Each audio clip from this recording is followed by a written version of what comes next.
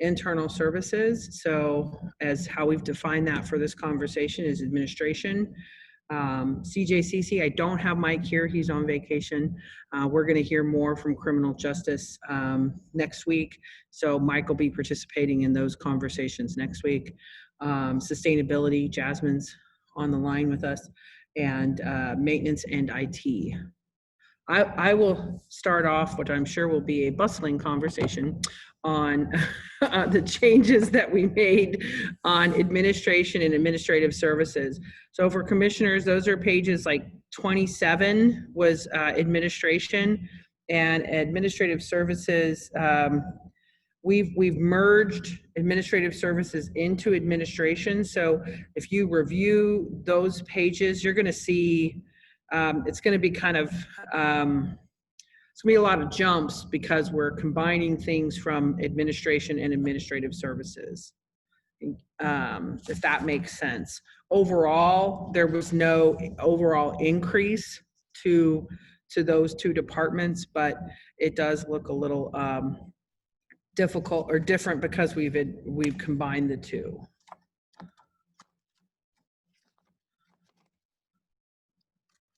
Jim, do you have some specific things might be an opportunity to talk to the commission about, and while we're all kind of getting our bearings?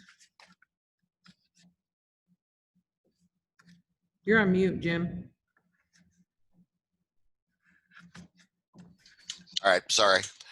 Probably better on mute, but I'd be glad to answer any questions you have on the IT budget. I mean, we always have a lot of stuff going on. We talked about the tax system. We've also going to be involved. The state is implementing a new district court system, which is going to affect us, and it's going to have a very, very small effect. IT takes in a little bit of money. We don't have any revenue accounts, but we take a little bit of money in for the DGCO access site is what we call it. And some of that's for the court records. And so that will probably go away. But it's not a big decrease. It's about $8,500. There's no real big changes in the IT budget. I do have one thing in the personnel line item that I had something budgeted for a network administrator. I am kind of moving that over and calling it a programmer analyst 2, because I need somebody to come in and work with our existing senior programmer database analysts to kind of soak up some knowledge before I have a retirement or two and we lose that knowledge going forward. So that is one change that it's in the personnel part. It's not a money change. It's just a change of where the money is at. Other than that, there's really no big changes to the IT budget, but I'll be glad to answer any questions that you guys might have.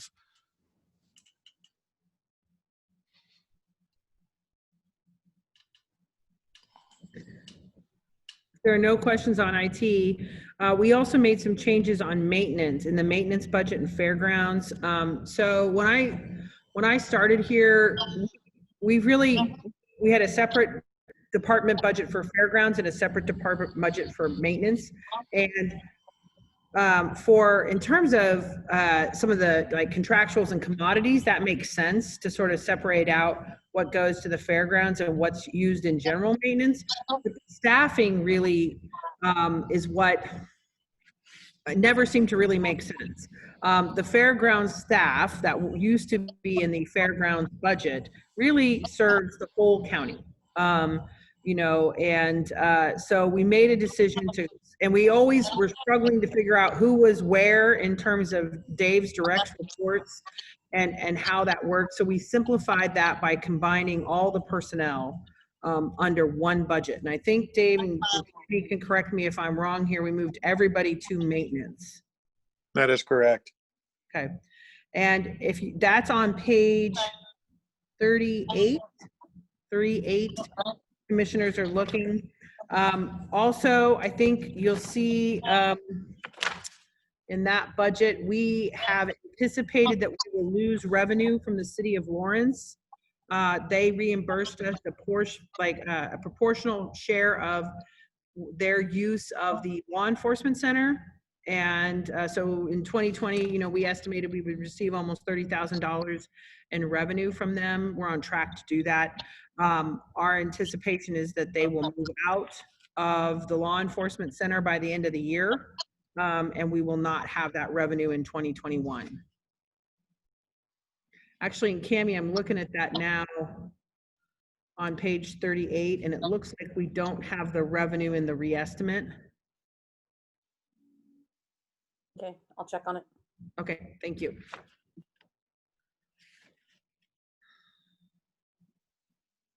Any questions on that? But that's why you're gonna see a whole lot of like larger numbers in terms of personnel under that budget. And I do think that once the city, if we are no longer reimbursing the city for their use of that facility, that will allow us to clean up some of the line items here in the maintenance budget that have been, that we've always sort of had separate for law enforcement center and regular. So I do anticipate we'd have some changes with that in future years. In terms of that project, I don't know that Dave, if you have more information than I do, please chime in. My understanding is they're looking to move in December by the end of the year. We're not really clear as to what all they're taking with them.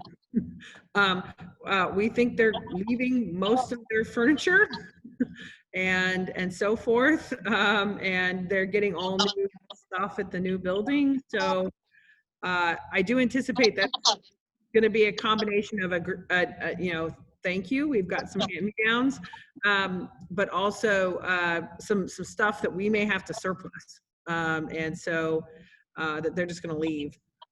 So we will need to kind of wait through that next year. Evidence is the big thing I'm concerned about in that building.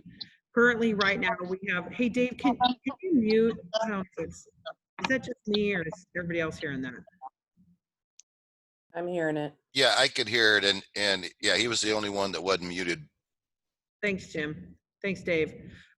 So currently evidence is jointly shared. Evidence storage is jointly shared by both LPD and Sheriff's Office. When they move to the new facility, we will no longer have joint evidence storage. They're not going to take the sheriff's evidence to the new building. So it presents some difficulties in reusing the space, because the sheriff's office will still need, he probably won't need to fill it, but he will need evidence storage space inside the law enforcement center. I'm not sure what the status is on moving the existing evidence to the new facility. I know the city was trying to make some efforts to just move as little as possible, get rid of what they could, and just sort of start fresh at the new place. But I haven't had time to really follow up on what their exact plans for that are. But it does present some, while it'd be great to have a little breathing room in that building for space, it's going to present a few little challenges that we're just going to have to work through. Questions on that?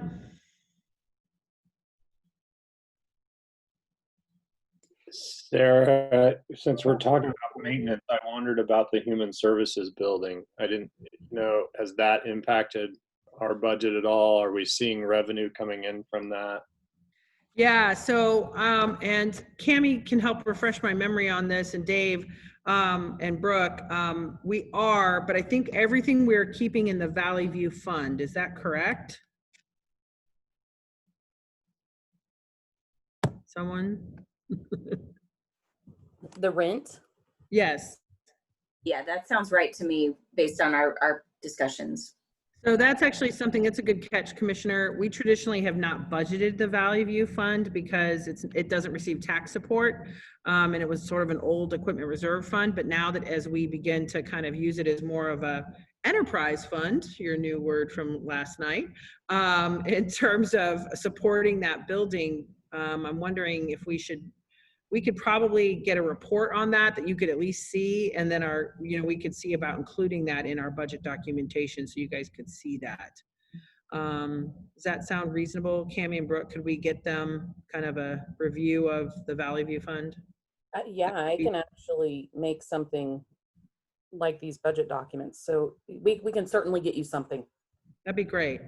Yeah, and I would just tell commissioners, and Daviana's not on the line, she's out today, but we're got a lot of room in that facility, so we're open for business in terms of if there are folks that in the community that are looking for space for human service providers. So there is definitely some room there. ECAN is expanding, which is great because their space was just super cramped.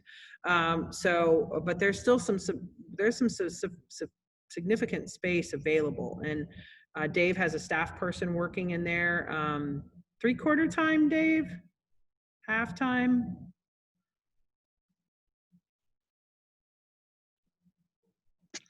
Yeah, we have staff that's just about 3/4 time.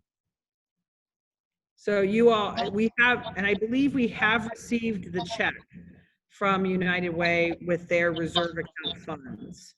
Brooke, I know Brooke was working on that. Hey, Sarah, this is Brooke. I do not believe that we have received those funds as of yet, but I'm keeping an eye on it. I'm looking for it.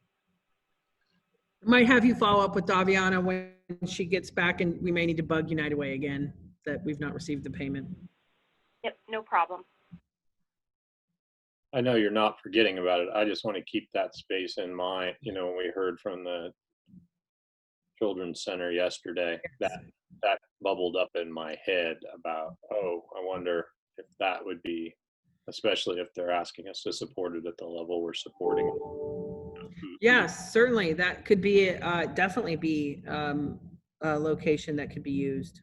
I'm wondering also, I was thinking that too, Patrick, but also the CASA office, we subsidized that from way back when. And is there that kind of space? I mean, that joint, even if they weren't merged, that kind of same placement under the same roof would be potentially a really nice synergy. Is there that kind of space there? Yeah, there's a lot of room right now. It depends on the setup, and how folks want to use it. But I mean, there's significant room, particularly on the main floor. So both on the kind of south and north sides. So, and we do have a couple of operations that are still somewhat in flux. Big Brothers Big Sisters rents a number of offices in there, and they've been working from home this whole time, and I'm not sure they want to come back. So that's been one of the things that we've talked about too. So I'd love to have, I'd love to be able, and I can even have Daviana when she gets back sort of reach out to like CASA. I think my thing about CASA is I think they're in a lease now, and they may be tied to that, but if we did move forward on a CAC, that might be a great location. Yeah. Thanks. Jill, you'll help me remember that, because you're kind of doing a lot of the work with CAC. Yeah, absolutely.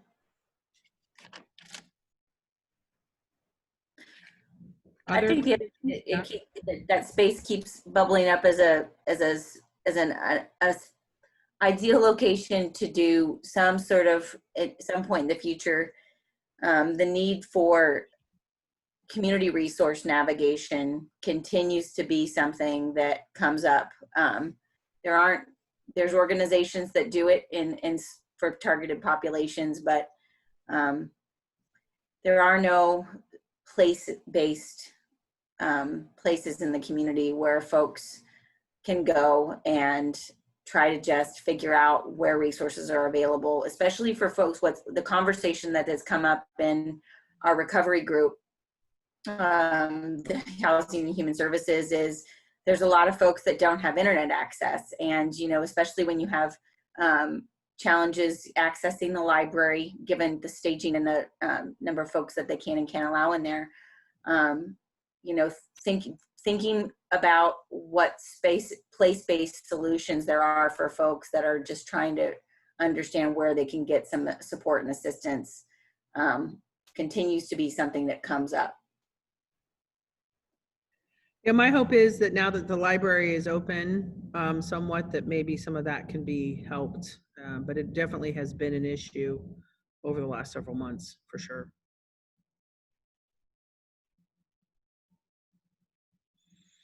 Other questions? I don't know. Jasmine, do you have, maybe use this opportunity to give us a little update on a few things going on?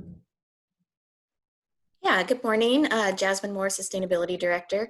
So our budget is not changing a whole lot, and that primarily is because we have done some grant writing to support some of the new work that we're doing. So one was related to open space, which we received a grant, and we're partnering with the Douglas County Community Foundation on. Those monies are actually all hosted through and administered through the Douglas County Community Foundation, and as a component of that partnership.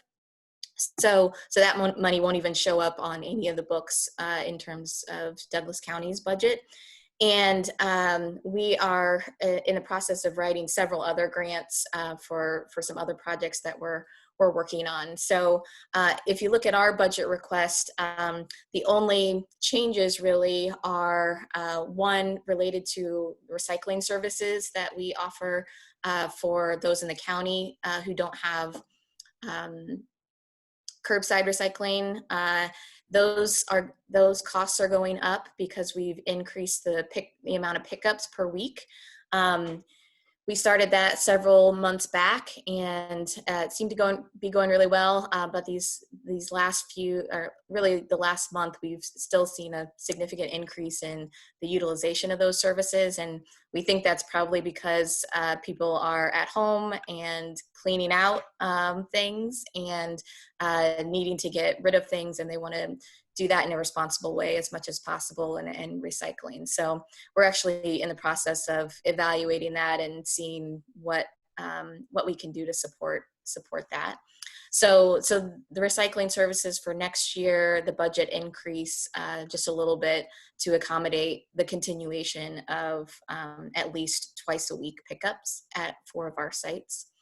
And then the other change is related to Food Policy Council expenses, and the amount hasn't changed, but it's just moved. So this used to be in the county commission budget as a line item, and we moved it over to the sustainability budget just so that it's easier for us to see and track, and because we manage the administration of that council. So those are the two major change, or not huge, but 2 changes in our budget that I wanted to highlight. So thanks, Jasmine. I want to just raise one issue, a little bit of a concern with the recycling. And Jasmine and Kim and I have been in conversation about this for quite a while. I know certainly out in my site, it's true. Out in Grant Township, I think in other sites it might be true that we do see evidence that folks from out of county are using those recycling bins, and sometimes quite a bit, it seems. And so I'm really hoping that we can find a way through signage or education or something that could help reduce out of county recycling, so that our county residents can better utilize the services they're paying for. And I don't know, Jasmine, if you have some comments on that or suggestions, or what the plans are around that, to try and get a hold of that problem. Yeah, just briefly, Kim and I, Kim is our sustainability and food systems analyst.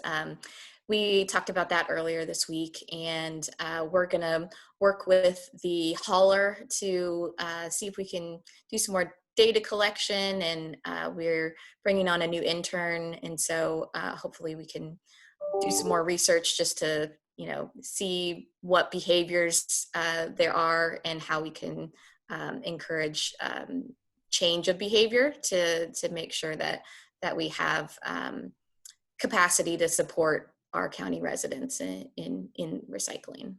So we're working on it. We don't have a solution laid out yet, but we are working on it. Other questions for Jasmine? Sustainability?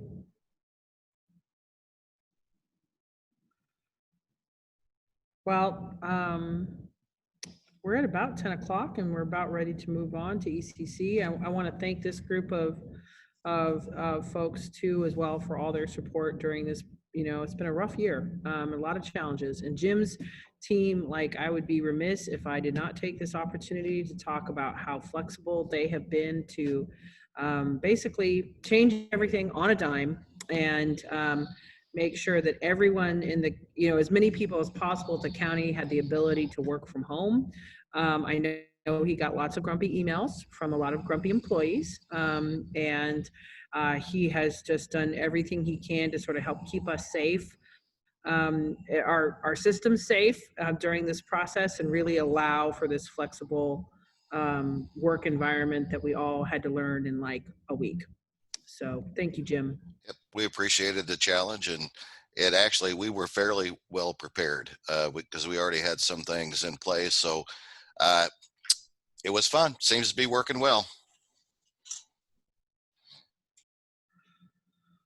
All right. Well, if there's not anything else, we can move on to ECC. Great. Thank you, everyone. And we'll move Tony in and Jeremy in. All right. So there are two places in your budget documents that I want to kind of point your attention to with ECC. So the ECC really has lives in two places in our budget. They have a separate fund, the 911 fund, which is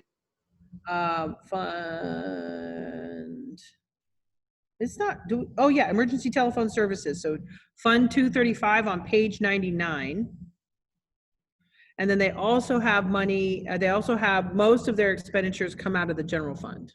And that would be on page 53.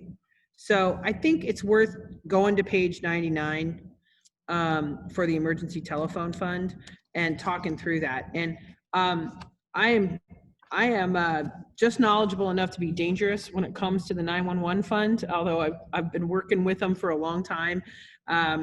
And so I'm really glad that Tony and Jeremy are here to help kind of talk about this too. So this fund receives revenues that are collected through the state that you pay on your phone bill and your cell phone bill to support 911 services. That's been in place, I don't know, Tony, like it's at least been 15, 20 years or so is really when the state, if I remember back in the day when these changes went into place. Does that sound about right? It was about 20 years ago. And then in 2012 is when they added the cell phone usage also. I'm like, man, I'm old, because I remember when they did that. And so the cell phone usage, and then they have changed the rates a little bit over time. So really that kind of what that rate is controlled by the state. It's not controlled locally. So over time, the revenues in that fund, which would be, so if you're on page 99, it's line 41025, 911 emergency telephone service tax. They have slowly grown over time. And we had a significant fund balance in this fund. There are a couple of things happened together. I do believe, like we talked a little bit about with Public Works and the Road and Bridge Fund, that have impacted this fund over time. Before this year, we had this fund, 235, which was where the ongoing revenues for the 911 fund was received. And then we had a savings account, which was used to be called Fund 236, which was the 911 emergency telephone services like reserve. And if you haven't figured out yet in terms of budget history, we loved to do that here for a long time, was create a whole separate fund for a reserve, and then sometimes we'd forget about it. And so it's been something that over time, Cammie and I have looked at in terms of trying to consolidate, particularly with this being a reserve fund already. Money just stays in it, it rolls, it doesn't need a separate reserve fund. And as we were approaching this year, we had some fund balance concerns in this fund. If you look at some of the expenses on like page 100, which would be the next page, when we went to our relationship with Mark, and I'll probably have Tony talk a little bit about specifically our relationship with Mark. Some of the costs, I think we had some higher than anticipated costs related to that. So maybe Tony, you could talk a little bit about what exactly Mark does for us with our system. Sure. I guess to back up a little bit, a couple of years ago, we had to invest into looking into going to either the state solution or Mark for our next generation 911 services. This was a federal mandate that we moved to for routing of 911 services from an old selective router type situation to a cloud-based solution for routing of 911 calls. So we had to go one direction or the other. It was decided that we would go with the Mark solution for these services. It was known but unknown exactly how much these costs were going to be, since it's cost share with all the other counties in the Mark region. So we pay a proportion to our population for the entire budget of the Mark Regional Council 911 services. So we added some things with that solution. So they took over a lot of our phone bills for the time, and a lot of our special circuits, which is on the budget bills at the time, to be able to, because that's what the services that they're going to be providing. The service that they're going to be providing is actually the coordination of the 911 routing. And that's new. So that's something that we never had to pay for in the past, but we have to pay for in the future with this new next generation 911 service. They also add training and support that way, maintenance for equipment, and it's a total solution. So this one bill encompasses a lot of different properties per se. This is the first year that we actually saw the total amount of what it was going to cost yearly. And going forward, I know that Mark is working diligently to try to keep these costs either flat or actually reducing costs. They have a solution right now for next year that is going to keep it at least a flat budget. So these aren't going to be costs that are going to be going up significantly every year. But it is a situation where we were required by the federal government to change our services over to the next generation solution. And we're just now realizing these costs.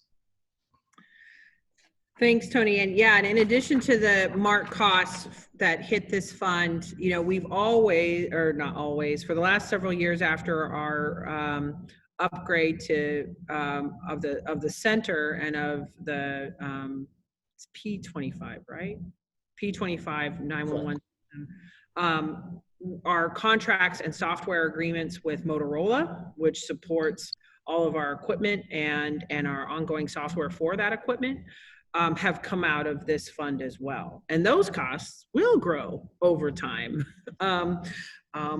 If Motorola, those generally go up about 5% a year, Tony, is that correct? Yeah, we have two contracts right now. One's a service agreement, and then one's a user agreement with that we're required to have under the state P25 project. And both of those contracts, one right now is about $200,000 a year, and the other one's about $100,000 a year. They do have a yearly increase of 5% per year projected out over the 10 years of the contract. So this is, so trying to align expenses inside this 911 fund to something that we can tangibly identify and manage has been a goal of mine for the last several years. Because I take pretty seriously that this fund, 235, has revenues that really go to all of our, it really goes to support our system. So it's not just like the Register of Deeds Technology Fund, which is really just for them. This really supports our entire system, which is all of our, anybody who's on our 911 system. So that we have a 911 coordinating council, and I think we're required by state statute to have that over this fund, or I don't know, everybody does. It's not required, it's just a common practice. Okay, so we have a coordinating council, and that sitting on that council are not also representatives of like Lawrence Police Department, LDCFM. It's all the major entities. So we have a representative from the Sheriff's Department, the Lawrence Police Department, the Lawrence Fire Department, the County Chiefs Association, City of Lawrence Police Department, and the City of Baldwin Police Department.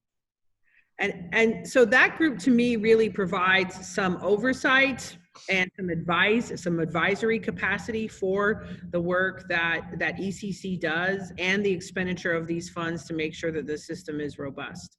So I now believe with the merging of the savings account or the reserve into this, and with aligning the expenses, that the only thing that really hits this fund is the MARC Next Gen costs and the Motorola costs, we should have a lot more simplification in this budget.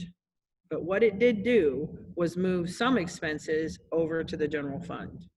So if you don't have questions on the 911 fund, we can move to that page of the general fund and kind of talk through that. So that would be on page, what did I say? 50 something, 53.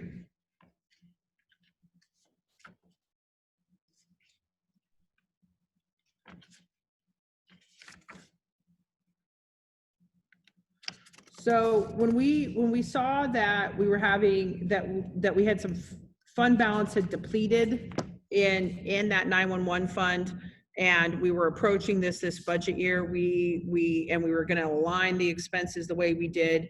We knew it would have an impact on the general fund and specifically ECC's portion of the general fund. And as the commission knows, we have an agreement with the City of Lawrence where they pay 66% of the costs associated with the provision of this service.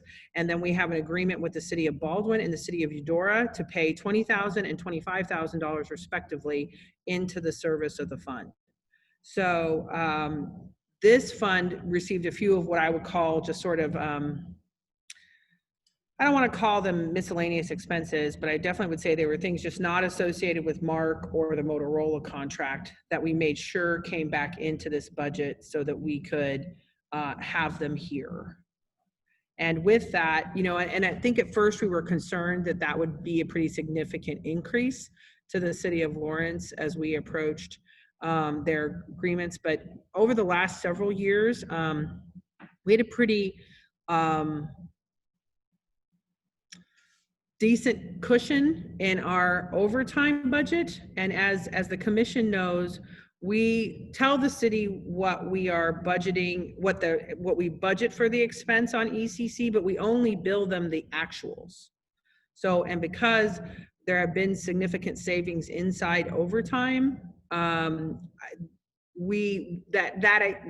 this impact of these expenses moving into the general fund didn't have as significant of an impact as it might have. And as you commissioners can see on line 58250, we reduced the overtime line. Now we reduced it, it's kind of tight depending on how you look at it from 2019. So Tony says, thank you very much. I'm a little nervous now, but I think this is something that we will have to watch and manage as we move forward.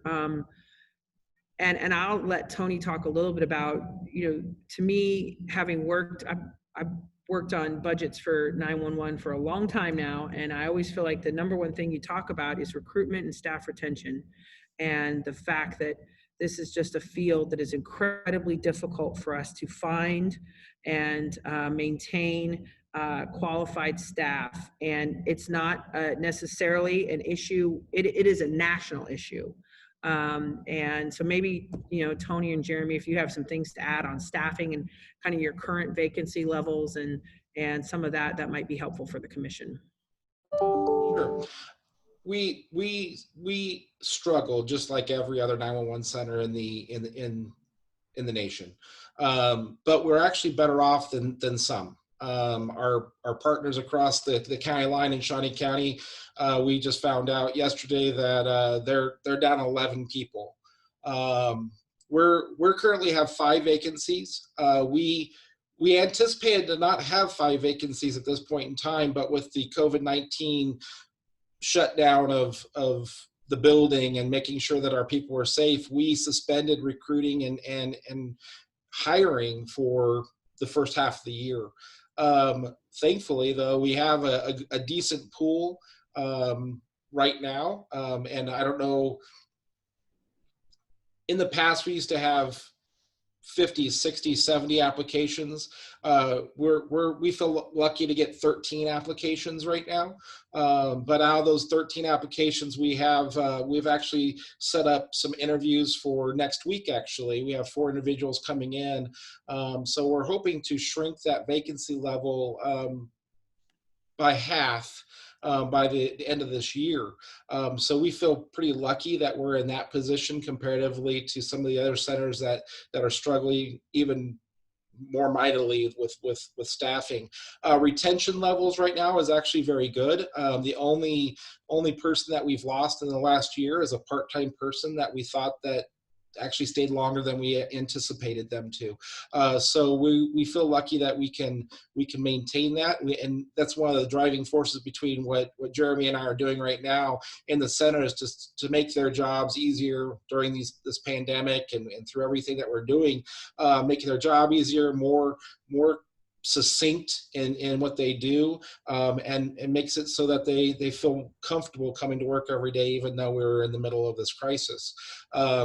So we feel pretty good where we're at staffing ways. We have ways to go. We have some challenges and some hurdles to get over to get some qualified people in, and then the 6 to 8 months that it takes to train those individuals to be on their own. So, but I think that we're heading in the right direction.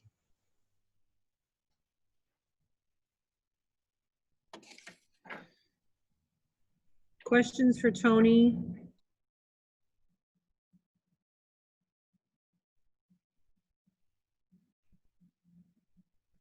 No? I can't tell if Commissioner Kelly's trying to say something or not. No? Okay. Any questions? I really appreciate Tony's new to this process. I think officially our newest department head, well, I don't know, Chad might be newer than you.